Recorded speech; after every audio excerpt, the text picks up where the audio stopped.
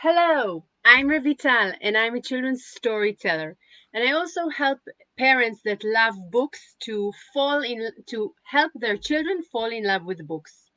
So in this live, I want to dive with you to this book, which is called The Tunnel by Anthony Browne. Now I want you even to see the cover. Why is it so amazing and beautiful? What you see here is first of all a girl, maybe it's a woman, but I will tell you it's a girl, that is getting inside the tunnel, and immediately you're asking yourself, what's there, right? So you immediately want to open the book, which is a brilliant way to put in a brilliant illustration to put in a cover. Another thing you see is an open book. Now, it will be hard for you to see, but if you will look very close, it's an open book of a fairy tale of the Sleeping Beauty. And now we begin. The tunnel. In this book, you see two sides. One is wallpaper and one is a brick wall, which helps you actually see the atmosphere of this book, the style of the illustrations, and the feeling. The tunnel, and here you see something quite neglected inside a city, okay? That's something not that nice that you can run into when you're in the city. So we begin. Once upon a time, so it begins like a fairy tale, there lived a sister and brother who were not at all alike. In every way, they were different. And we immediately see how they are different. Okay? The colors, the looks, the gender, of course. The sister stayed inside on her own, reading and dreaming. The brother played outside with his friends, laughing and shouting, throwing and kicking, roughing and tumbling. And now we see that the wallpaper and the brick wall represents the two brother and sister that are very, very different.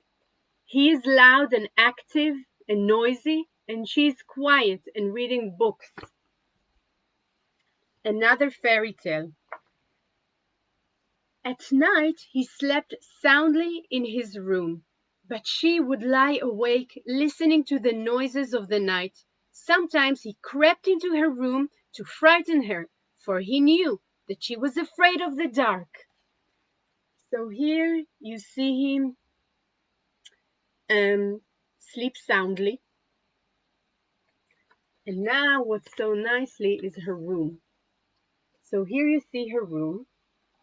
And what I like is that first of all, she is again with the open book of a fairy tale. And the second thing is that there is a picture. And in the picture, maybe you can see, in the picture, it's a Little Red Riding Hood speaking to the wolf. And see is her brother is frightening her. And look at the shadow, it's quite frightening. Okay?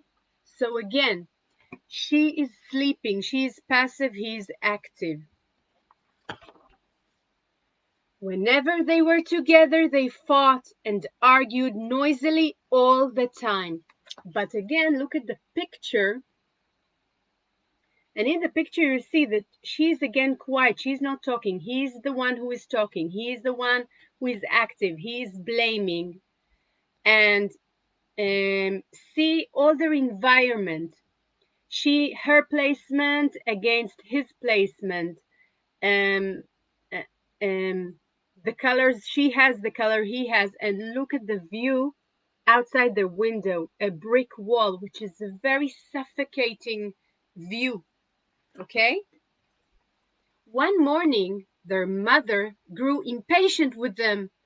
Out you go together, she said, and try to be nice to each other just for once and be back in time for lunch. but the boy didn't want his little sister with him.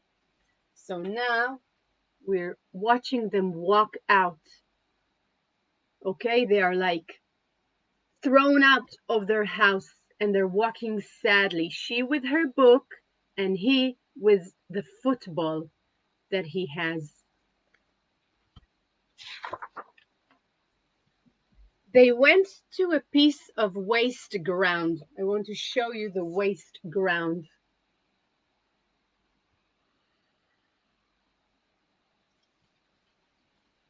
Why did you have to come? He moaned. It's not my fault, she said. I didn't want to come to this awful place. It scares me. Oh, you baby, said her brother. You're frightened of everything. He went off to explore. And again, they are so not connected. He's standing, she's sitting. She's reading, he's talking. The colors and their unpleasant environment, which we saw even in their house, very suffocating, very, very not nice, okay? Hey, come here, he yelled. A little while later, she walked over to him. Look, he said, a tunnel. Come on, let's see what's at the other end. No, you mustn't, she said. There might be witches or goblins or anything down there. Don't be so wet, said her brother. That's kid stuff. We have to be back by lunchtime, she said. So he discovers the tunnel and he doesn't hesitate. He gets inside and he's active and he leaves behind his football. It's as if it's a symbol to his old games. Now he's getting inside the tunnel. He leaves his sister alone. So till now, she's acting very passively and reacting to him. His sister was frightened of the tunnel, and so she waited for him to come out again. She waited and waited, but he did not come. She was close to tears. What could she do? I want you to look at this beautiful illustration. What I like about it is that she's looking at us. Okay? She's looking at us as if she's expecting us to give her permission or to give her an advice what to do. What could she do? She had to follow him into the tunnel. So look, she is also leaving behind her fairy tales and getting to her own story, an unknown story. She doesn't know what's going to happen. And again, the book is opened with the page of the Sleeping Beauty. This is one of the best, oh, sorry. Okay, so the tunnel was dark and damp and slimy and scary. Now, it's like the book wants you to follow her path, her rhythm. You're not going to immediately reach to the end. You have to see her journey and what's going on in her mind. Now here is a great place to stop and ask your child, what do you think this tunnel, what's in the end of the tunnel? What do you think it's leading to? Where will she arrive? Is it a good place? Is it a frightening place? What do you think? And let your child think. Now, he will probably say, I don't know. Let's read, because this is what the book wants you.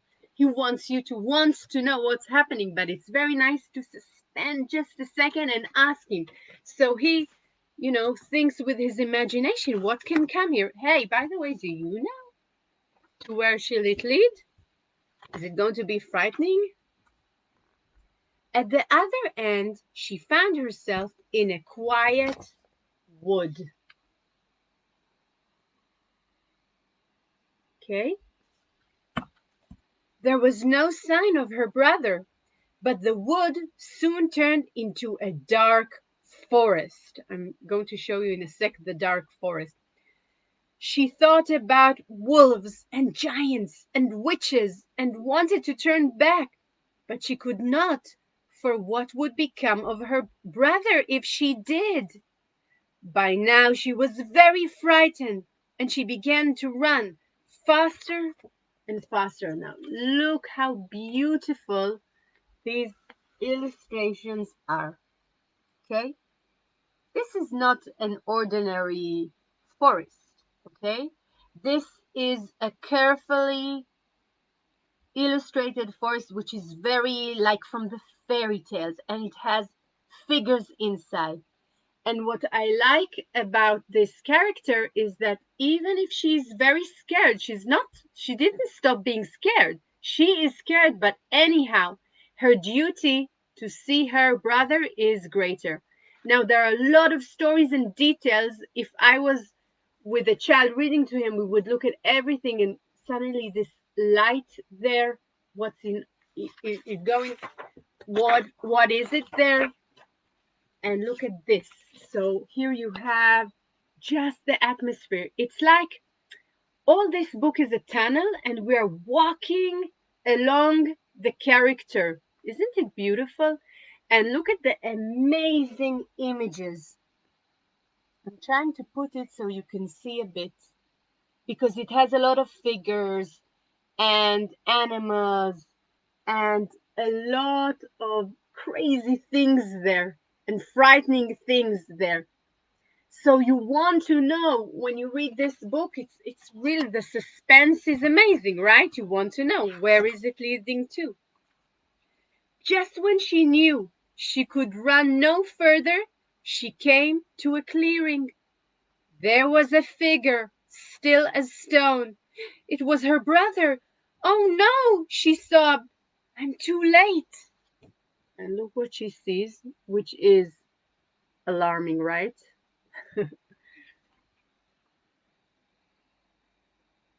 And all the background is black. She threw her arms around the cold, hard form and wept. Remember how her brother laughed at her when she was weeping and being childish or sentimental or thinking rubbish, childish thoughts? But actually, this is what saves him, her sensitivity, her weeping. Very slowly, the figure began to change color, becoming softer and warmer. Then, little by little, it began to move. Her brother was there. Rose, I knew you'd come, he said. They ran back through the forest, through the wood, into the tunnel, and out again together. And what I like is that when they are looking at one another, the colors, the picture becomes brighter again. See how it's nice? And look how they are close now and not far in distance. When they reached home, their mother was setting the table. Hello, she said. You two seem very quiet. Is everything all right? Rose smiled at her brother, and Jack smiled back. Suddenly they had names. And look at this beautiful illustration. What I love, oh my God, it's not on my shalom. Hello, Karen. And look at this illustration. It shows her face and her expression, which is very proud of herself, right? It's as if she's more dominant. And again, what I like is that now the brother is not talking anymore. The sister is not talking too, but she's very proud of herself. And again, look, something nice here. You see again, but now the football and the book are together again. So it's kind of a modern fairy tale. It reminds a bit Hansel and Gretel, you know? Hansel and Gretel, that they were thrown away to the woods. So this brother and sister were thrown away. And also what is happening is that the sister saves her brother, just like Hansel saved Gretel. So what I wanted to tell you is that if you liked diving like this to this book, I'm hosting in a couple of days a parents reading workshop, and you're invited to come. I'm going to show 3 hidden treasures in children's books, really things that you don't see in first reading. So if you love books and want your children to fall in love with books, I put the link and you can join this free host workshop, and I hope I see you there. Bye.